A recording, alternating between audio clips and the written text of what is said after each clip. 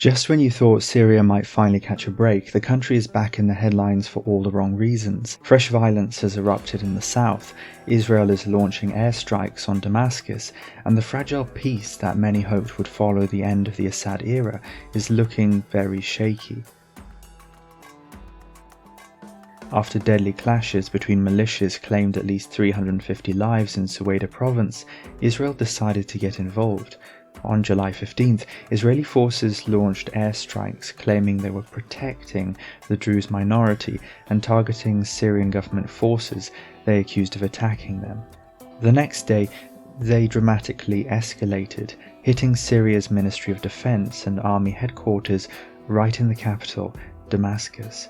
The strikes were so intense that a Syrian TV presenter was literally caught on air, fleeing their studio as explosions rocked the building across the street. The warnings in Damascus have ended, now painful blows will come, Israeli Foreign Minister Israel Katz wrote on social media. But who are the Druze people? How do they fit into the escalating tensions between Israel and Syria? The Druze are an Arabic-speaking religious minority, about 500,000 people in Syria.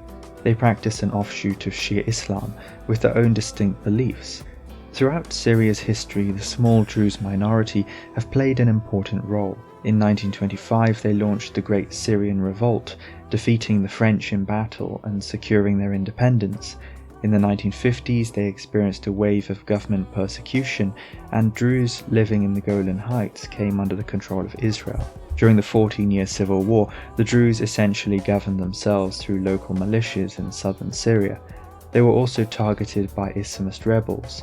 Now, with Assad gone and a new Islamist-led government trying to establish control, many Druze are saying thanks but no thanks to integration into the official Syrian army. They'd rather stick with their own local defense forces. It's not hard to understand their hesitation. The new Syrian leader, Ahmed al-Sharaa, formerly a jihadist fighter, has promised to protect minorities, but promises are one thing, trust is another, especially when you've survived over a decade of brutal sectarian warfare. However, Israel's intervention isn't just about protecting the Druze, it's part of a broader strategy. Since Assad's fall, Israel has been reaching out to Syria's minorities, positioning itself as their regional protector. The subtext is clear: we'll keep you safe from the new Islamist government. Israel fears having Islamist fighters near its northern border along the occupied Golan Heights, so it's trying to create what amounts to a demilitarized zone in southern Syria. The December 2024 strikes were just the opening act. This latest escalation shows Israel isn't planning to back down. Some Druze leaders, however, aren't buying Israel's protector narrative. They accuse Israel of deliberately stoking tensions, justify intervening in Syria. This crisis exposes the uncomfortable truth about Syria's supposed transition to peace. The country is still incredibly fragile.